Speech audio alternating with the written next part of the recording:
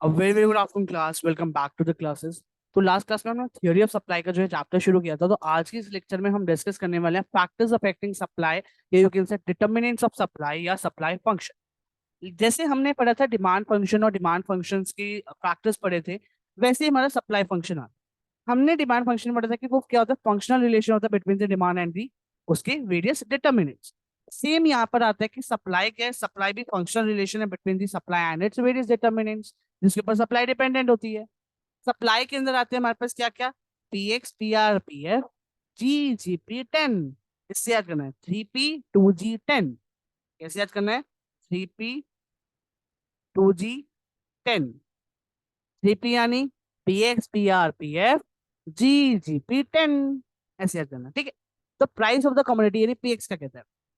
हमने पढ़ा था कि यहाँ पर क्या होता है, एक पॉजिटिव होता है, इनवर्स रिलेशन होता है। There is positive relation between the price and the supply. हमने डिमांड में पढ़ा था, अभी आपको पता नहीं है, अभी मैं आपको जब हम अगली क्लास में लॉ ऑफ सप्लाई करेंगे तो आपको प्रॉपर क्लियर होएगा कि जो लॉ ऑफ सप्लाई होता है वो कहता है कि यहाँ पर क्या होता है, पॉजिटिव रिलेशन होता है। लाइक जैसे हमने डिमांड में पढ़ा था कि यहाँ पे एक इनवर्स रिलेशन एग्जिस्ट करता है कि यहाँ पर जब डिमांड बढ़ती है तो प्राइस कम होता है, प्राइस कम हो ज्यादा होता है तो डिमांड गिरती है। तो यहाँ पर सप्लाई में इसका अपोजिट होता है, मतलब अगर प्राइसेस बढ़ रहे हैं तो सप्लाई बढ़ेगी, प्राइसेस गिर रहे हैं तो सप्लाई गिरेगी। यहाँ पे डायरेक्ट रिलेशन होता है, ठीक है। यही बात इसमें कही प्राइस ऑफ ऑन कम्युनिटी में। रिलेटेड में क्या कहा कि यहाँ पर जो सप्लाई ऑफ गुड्स है वो डिपेंड करती है प्राइस ऑफ रिलेटेड गुड्स पे। कंसीडर कर लो कि कह रहे कि फॉर्म है वो सेल करती है टी को। अगर प्राइसेस जो कॉफी के बढ़ जाते हैं तो फॉर्म टी को कम सेल करेगी। तो इससे क्या होगा, यहाँ पर सेल कम होगी। अगर एक के प्राइसेस वो अगर टी, एक कंपनी है वो टी को सेल करती है, अगर प्राइसेस ऑफ कॉफी बढ़ जाएंगे, प्राइसेस ऑफ कॉफी बढ़ गए, तो वो क्या करेगी, टी की कम कर देगी और कॉफी की सेलिंग क्या कर देगी, ज्यादा कर देगी।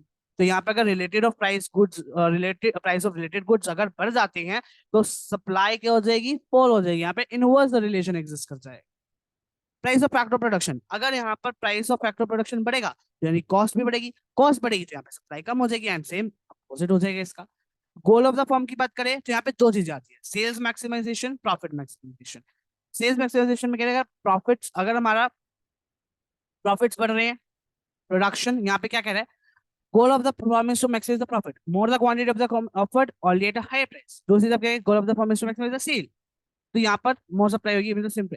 इसका मतलब ये है कि अगर हमारे पास क्या हो रहा है, प्रॉफिट मैक्सिमाइजेशन में कह रहा है कि अगर प्राइसेस हमारे बढ़ रहे हैं या गिर रहे हैं, सप्लाई भी, अगर प्राइसेस बढ़ेंगे तो सप्लाई बढ़ेगी, प्राइसेस गिरेंगे तो सप्लाई गिरेगी।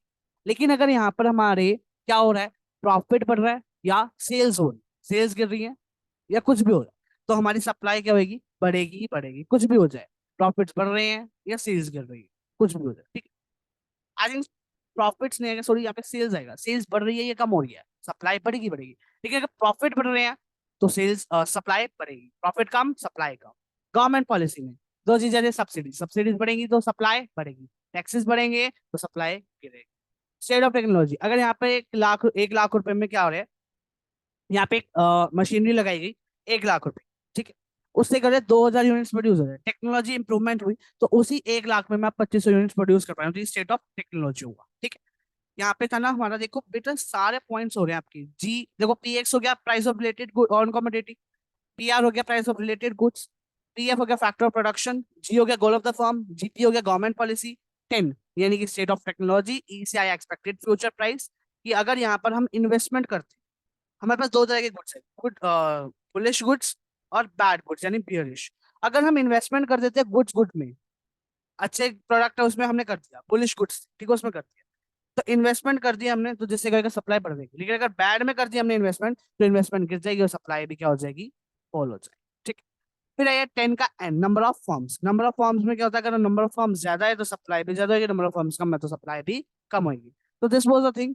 बाकी अगर आपको जो ये लिखा हुआ है ये आप पढ़ सकते हैं, कोई ऐसी सिचुएशन नहीं आएगी कि जिसमें आपको समझ ना आए। अगर फिर भी आपको समझ ना आए तो आप कमेंट डाउन कर देना, मैं आपका रिप्लाई कर दूंगा। नेक्स्ट क्लास में मिलते हैं जिसमें हम लॉ ऑफ सप्लाई का टॉपिक जब वो स्टार्ट करेंगे। अगर आपको वीडियो अच्छी लगे तो लाइक करके शेयर करिए, सब्सक्राइब करिएगा। मैं तब से bye bye, thanks for watching.